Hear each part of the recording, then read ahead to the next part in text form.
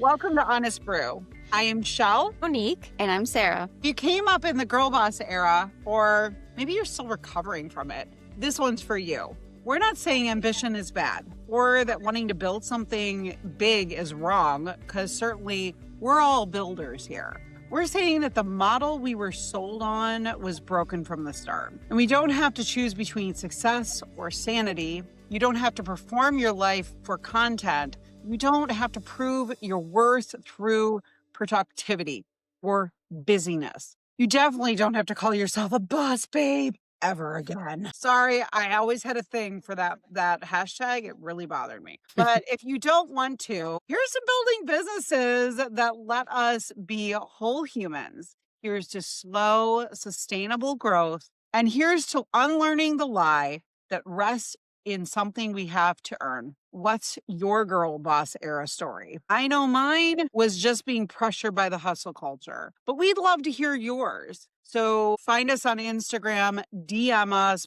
The girl boss era, just as a reminder for anybody who either doesn't remember because they're still in a coma or wasn't there in the first place. It started with Sophia Amoruso, and my apologies if I'm mispronouncing your name. I was pretty good at mispronouncing your name.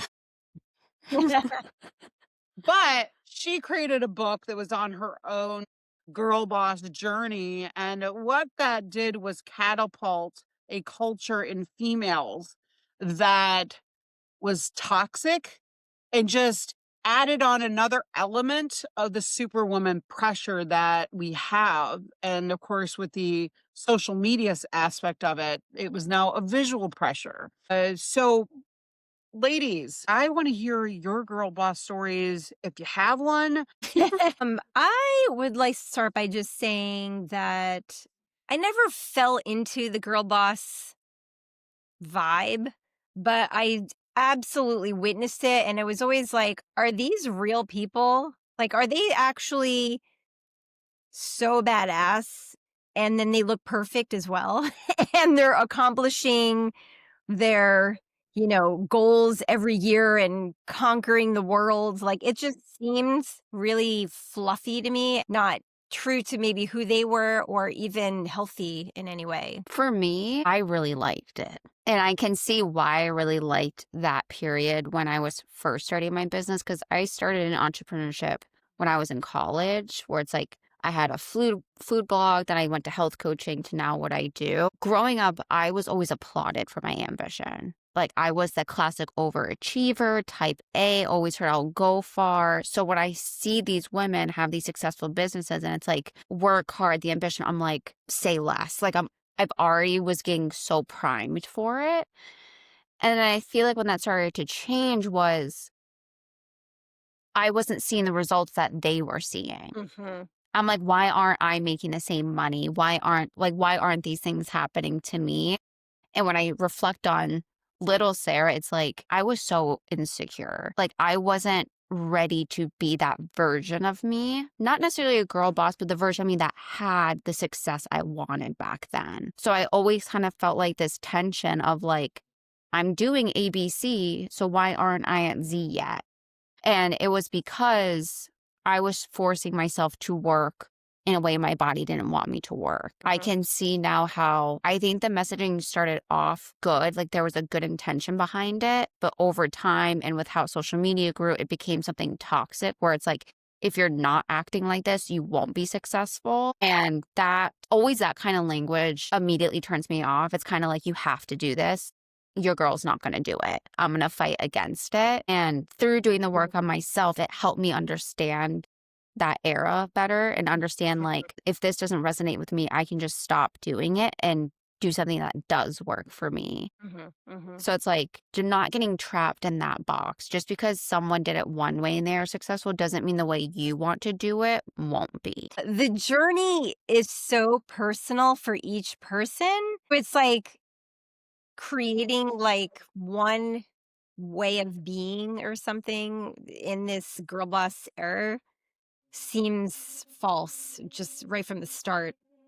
I mean, I think, yeah, I agree. It started out as a positive thing and just empowering women to take control of their career and make as much money as a man or whatever. But I just feel like it's such a personal journey that, ABC is not going to, it's not going to work for everyone. And that was kind of part of its downfall a little bit. Well, I think its downfall had to do with they could see right through it. I mean, it was just like, okay, because there was so many of the boss babes that really, to Sarah's point, they actually weren't being successful as they were saying. And a lot of Hmm. that got outed by the people who they had working for them or did work with them and knew that they were delivering such BS and it wasn't authentic. And Mhm. people could see through the authenticity of it. Even Sophia Amoruso, who, she even had her phases of complete failure and in going into bankruptcy and all sorts of things. And that's actually can be part of that entrepreneur journey. But her Yeah. Hmm. being the one that created this facade and then her also being in the public eye of, well, now look at her reality. She had a lot of ups and downs. And that isn't a criticism of her. That's actually entrepreneurship. That's Mhm. something you have to actually be prepared for. One thing I want to note is I was raised in a family of hard work is the most important thing. So I actually called myself way before girl boss thing even existed. I called myself the joyful workaholic. I loved work. I loved what I did. And I absolutely loved being, just being busy in work. And weirdly enough, the girl boss thing wasn't what got me. It was the hustle culture.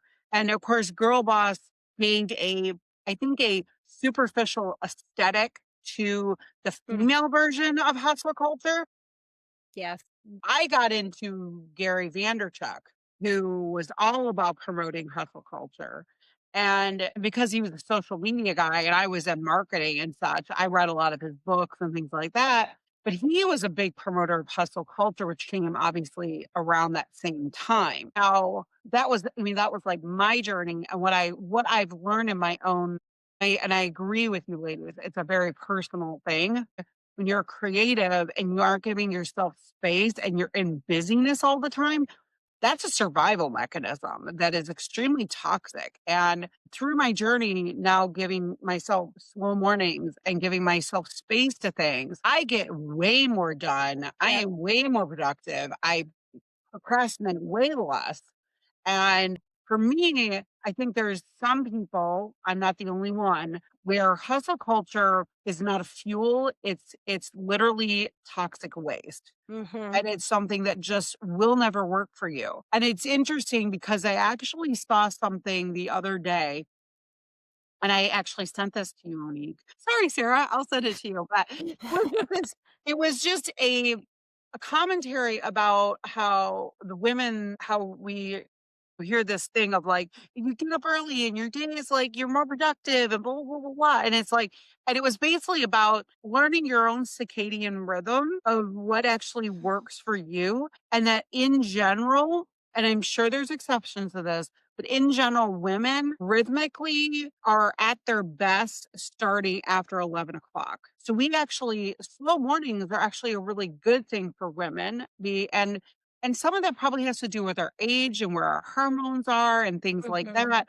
But Mhm. we are so affected by our bodies being out of balance. And I only say this because I think that girl boss culture threw a lot of women out of balance. And so, anyway, and Sarah, I will send you that video. And actually, maybe we'll even put a link in our description if we remember. No, I really like all these points because it has me thinking about that time differently. I do agree with Shell about the hustle culture. I've always operated that way. And I did grow up in a home with a mom that always was like, I have to be doing something, like I'll rest when I'm sick. So it's like, to me, resting was not productive. And so when I started exploring entrepreneurship and doing like the quote unquote things you should do, like invest in a program and all of that, and I'm following all the steps and doing the things, and I'm like, why aren't I successful? Why isn't there money in my account? Like I was very confused. And I personally don't identify as a creative. I very much lean more towards like the logical, analytical side.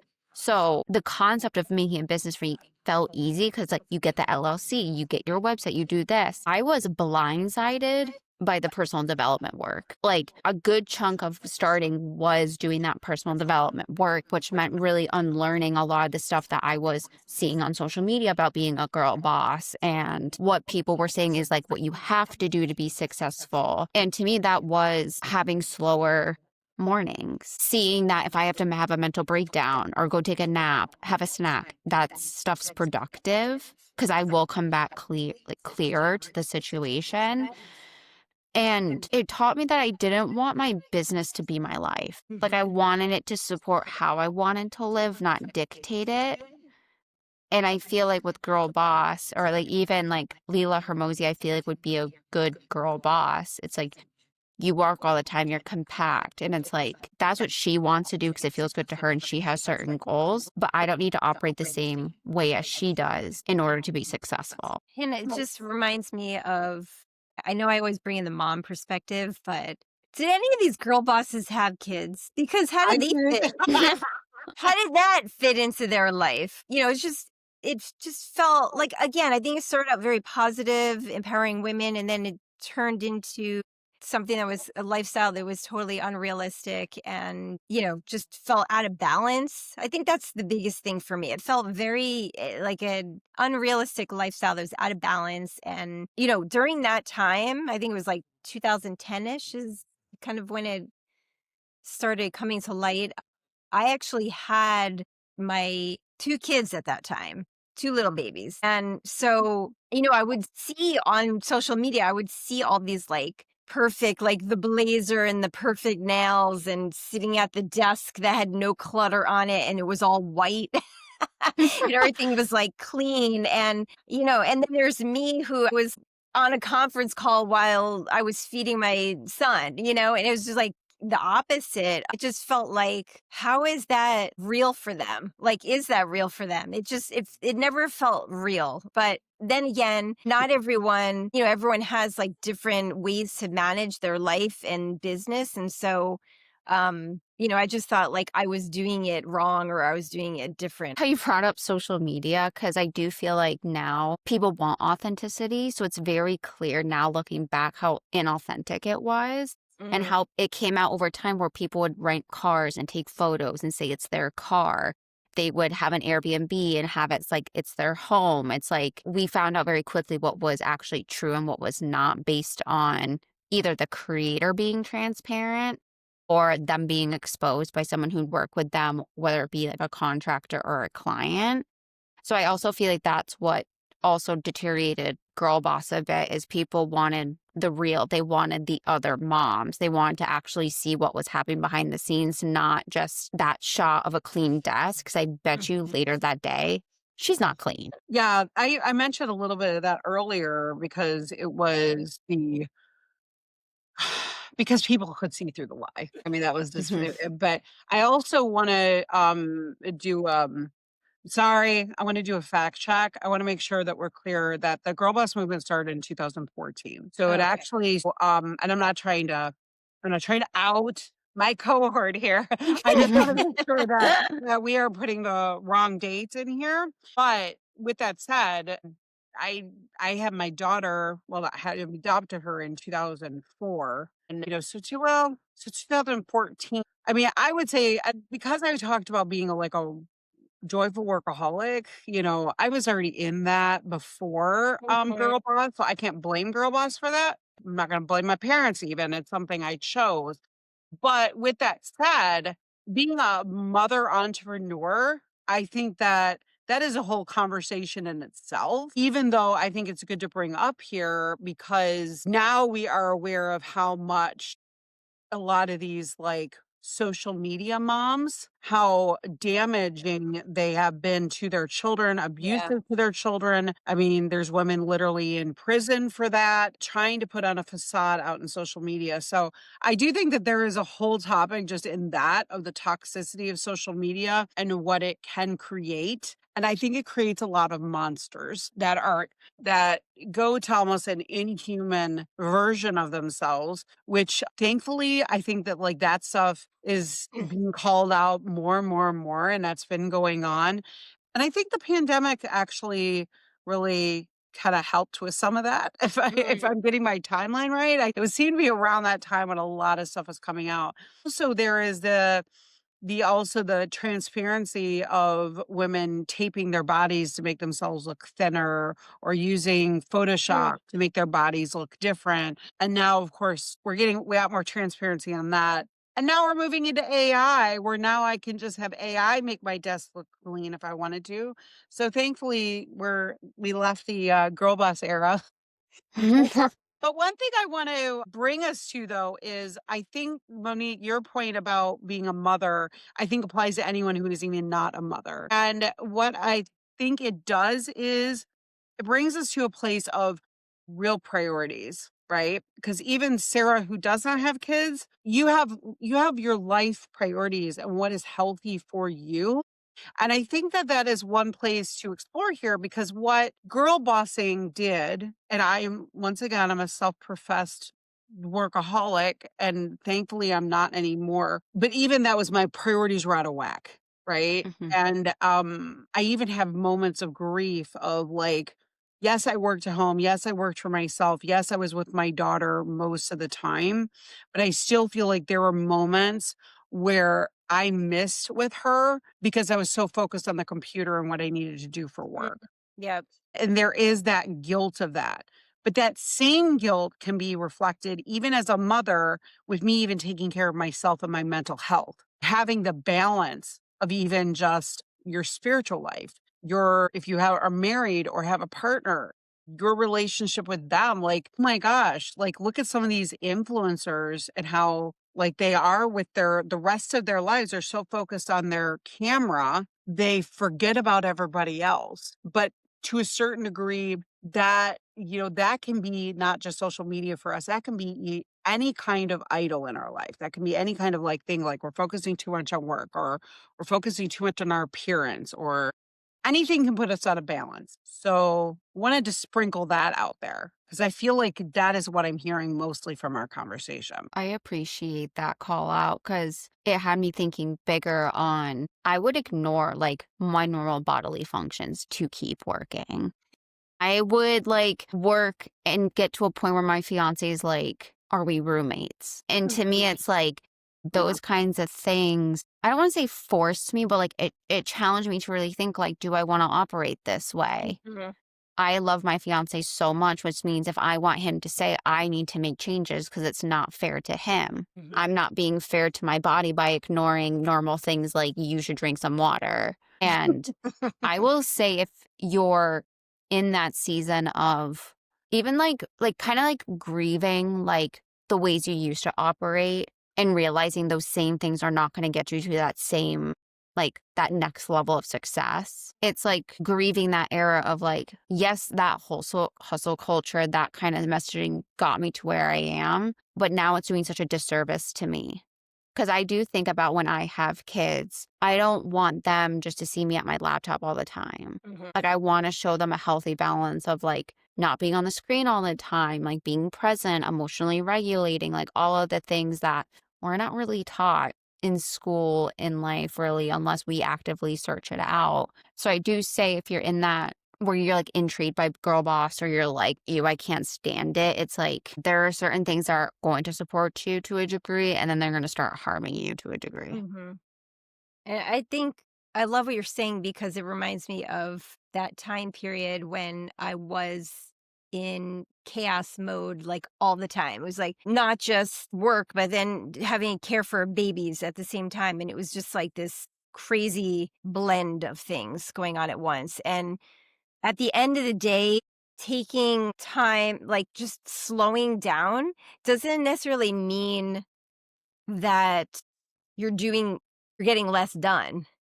Actually, it can actually make you more productive because you're being more thoughtful and methodical about what and how you're doing it instead of trying to do the same task 5 times frantically. So I think that was a big sort of aha lesson for me in that period of just understanding that slowing down and being more intentional can actually be more productive. Mm-hmm. Absolutely. Absolutely. And that's something that I know I found in my life of just, when I was doing the personal work and I was growing my spiritual life and I got more structures. And even though am an ADHD person, structures are really important, but structures are important for everyone, which I'm sure Mhm. that Sarah is high in her head. Yeah.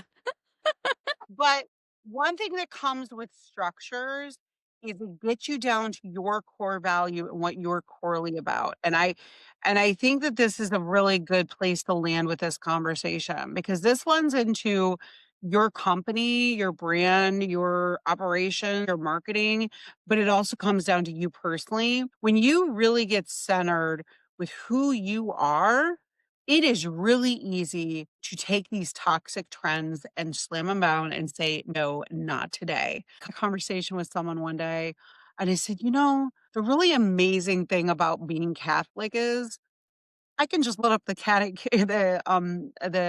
catechism of the Catholic Church and make a decision about my life. Like if I question something, Mhm. in the catechism is basically a guide of life, just like the Bible is, right? And this is not me trying to push a religion on anyone. I'm just saying for me personally, and so I'm like, it makes my life so much easier because there's a political view that comes up and I'm confused about it. I'm like, okay, but what does the catechism say about it? I'm like, okay, that gives me peace because the catechism is aligned with the Bible and that's like how I want to live my life is by Mhm. biblical teaching. So it really makes life so much easier. But I think the same happens when you have just an internal knowledge of what your value is, what you're about, and you can have a much more balanced life and a much more confident life because you no longer are just a donkey with a carrot stick. Mm. And you're just following around with what everybody says. And unfortunately, with social media, that is what happens. And then we all get thrown into these traps. They're like, oh, I just like fell into another trap, like you're on Gilligan's Island or something. Sorry for the Gen X reference here. But anyway, I think on that note, we're ready for some last sips. So the biggest thing to take away from this conversation is to ground yourself in what your values are. What's most important to you in this season? What do you want in your life? And not just like, oh, I want to make six figures. Like, do you want to be a present mom? Do you want to be married? What type of life do you want to live? And it's okay for those things to change over time because they will. But when you're grounded in those values, it makes it easier to set boundaries, have your priorities, and make decisions on trends that do serve you and do not serve you. And by living from that internal compass, you will now find that you are more magnetic to your ideal people.